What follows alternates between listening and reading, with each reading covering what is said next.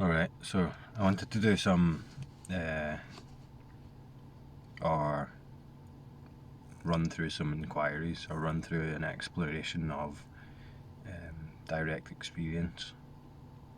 And then whoever's watching this can follow along if they want. So if we bring our attention to the immediate, or you could say that which is already here, that in our experience which is already the case, so there's nothing added to it, there's no other this. What is it that's most obvious about experience that's already here? And throughout this we're watching for thoughts that come in to conclude or confirm or figure out the way it is or explain something about experience. Whenever that happens, we can notice them as thoughts, see it as a thought, and then let it go, but don't resist it. We're not saying it shouldn't be there.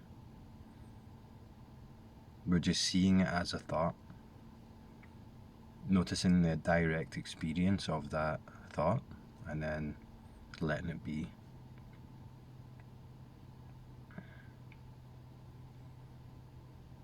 When we do that, the tendency is that the attention comes back to direct experience, and the thought loses its suggestive power. It loses its belief as something I have to resist or push away or something that shouldn't be there.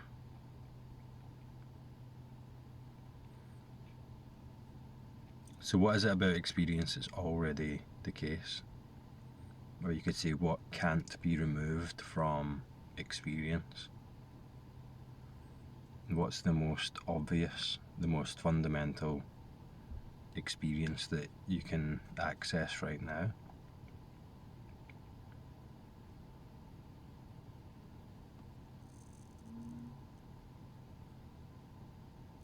Then we can ask, is this ever not here? Is there ever really a something else, another experience? Are there ever more than one experience?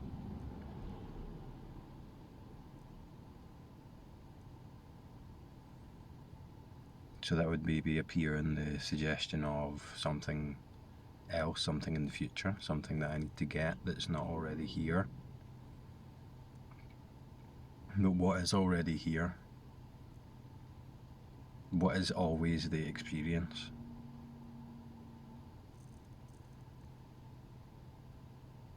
The immediacy, the presence of what is.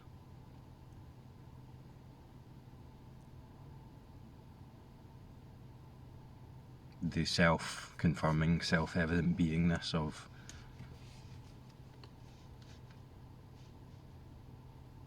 immediacy.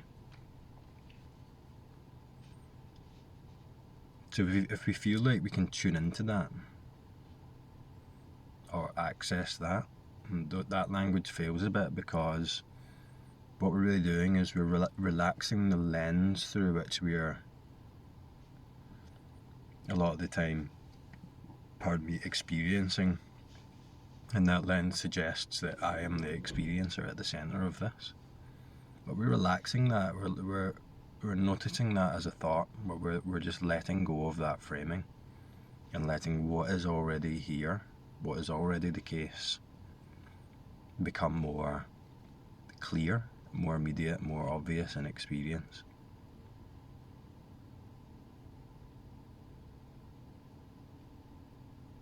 So for a while in doing this, we might have to let's say, direct the attention towards a space of thought, or be attentive in the space of thought to see what is it that keeps coming in to try and frame this. What are the thoughts that keep appearing that feel real? that describe something about reality, or that assume something about the way it is and what I'm doing here. We're letting go of all that, and we're coming back to simplicity. We're coming back to the uncaused nature of direct experience. So if that's immediate, if that's clear now, or if you have to disidentify from the thoughts as they come up for a while to get the framing to relax down a bit, such that what is here becomes clear, we can then start to explore the qualities of this most fundamental, most immediate experience. And that it's always present, it's always here. It's never something else or somewhere else. It's ever present.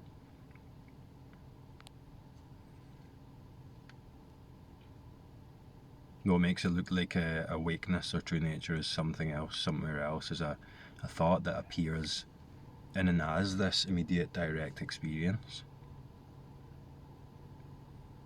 And there's a knowing quality to it. There's a inherent awareness, self-awareness that can't be found anywhere other than the immediate experience. This inherent self-aware knowingness is already the case. Any descriptive thoughts or identified thoughts appear within that already the case.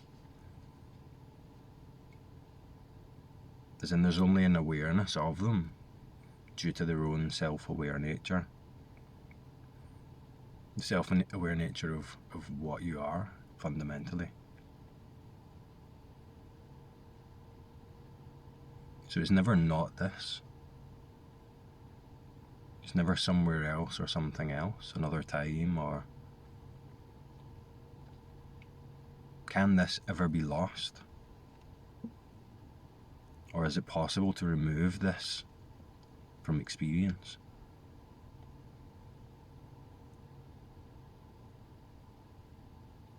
If you're not sure what I'm talking about, or what I'm pointing to isn't clear in experience, then we go back to the inquiry in the space of thought, and then practice disidentifying from thoughts until the mind can calm, such that what's already here becomes more overt in experience, more clear.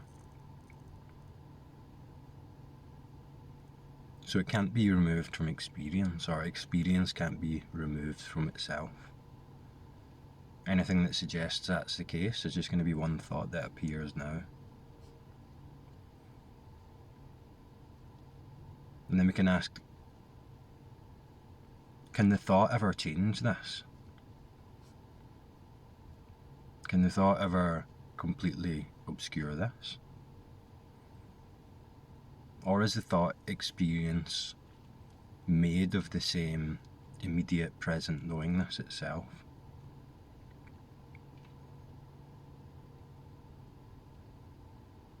So at times it might feel like I've lost this, or this has eluded me, or I'm not awakened yet. But if we explore that, like, those are just thoughts, and those thoughts appear in and as this awake knowingness. The thoughts are made of the awakeness that we are chasing. So then we can ask, what is it about my experience of myself that makes these ideas, these assumptions that this isn't already the case, feel real? There's like a belief there. There's a belief in the reality of something, and that reality is what's suggested in the thoughts, and that this isn't already enlightenment. And that belief is only solidified by the assumption of me as the one in the middle of this. Me as the separate one trying to get a separate experience. Me as something other than experience trying to look for itself.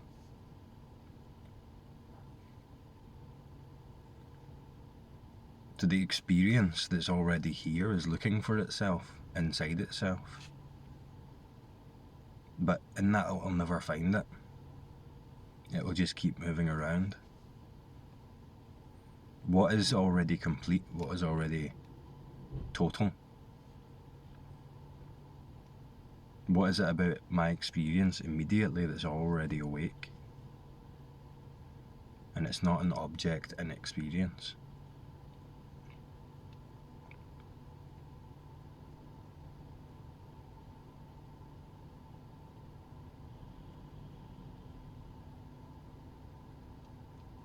You start to feel the aliveness of what's already here.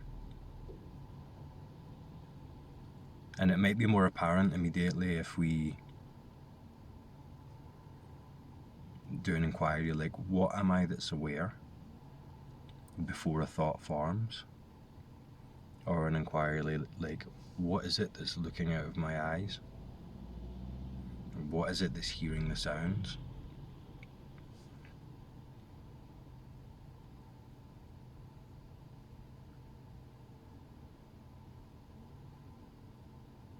Before the mind then comes in to try and describe and explain it, or conclude and confirm from a point of view. So the wide awake, present knowingness, the conscious aliveness that can't be removed from experience, that's already always inherently here, can start to become more directly accessible in experience. When the belief in those thoughts subsides a bit, and with the belief in those thoughts, the belief in the central subject, the separate character, subsides a bit as well.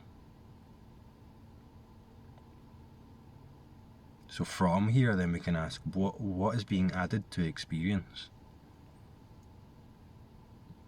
What am I adding to the simplicity of this already enlightened, already awake, non-dual experience? What is being added?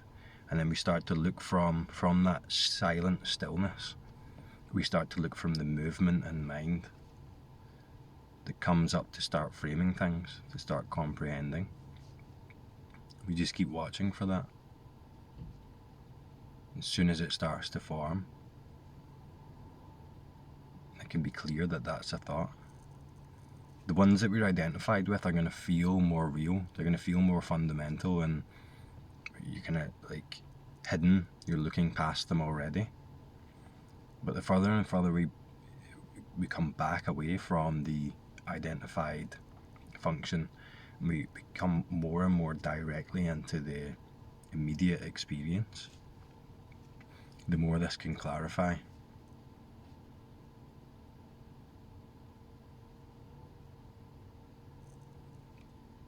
There might be like thoughts of doubt or confusion and so on. They're all just thoughts. Anything that can make this seem like there's another better experience, or anything that can make this seem like I'm here and my experience isn't already completely liberated, is bound to be a thought.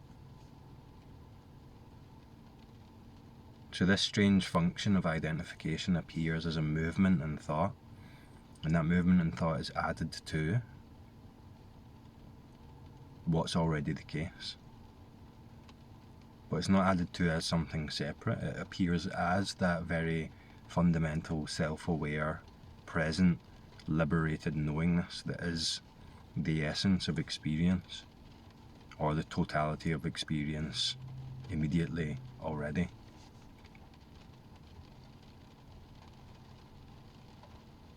So you can have to tap into this and feel it.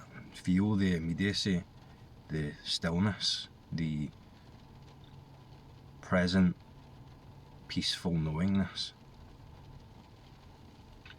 Its qualities are, it's mysterious. It's already here, it's never not here. It's not specifically locatable, in that it can't be pinned down, it can't be minimized, it can't be found directly. It's at peace. It's always fundamentally untouched by the movements within it.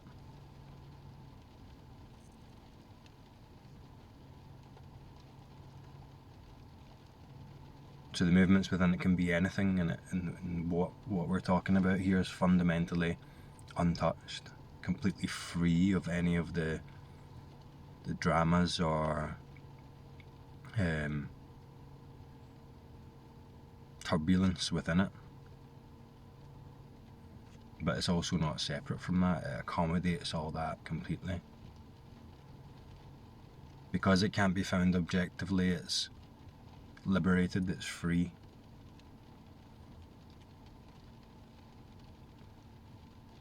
Because it can't be found objectively, it's everywhere, but it's also nowhere at the same time. It's both here and not here at the same time.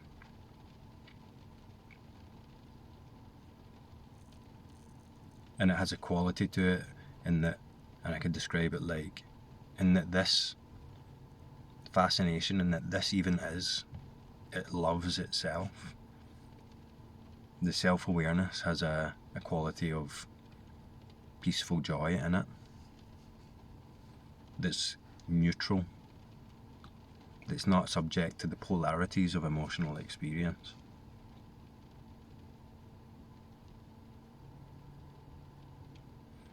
It's both still and dynamic at the same time. Any dynamic qualities of it never interrupt the inherent stillness in it. It's self-confirming, it's self-evident. That which makes it seem elusive or not obvious is thought. It doesn't need thought to confirm it. It is inherently self-knowing. It inherently already knows itself.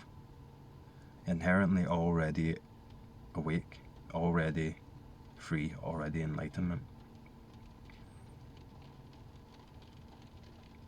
So if you're in touch with this in your experience, then we use that as we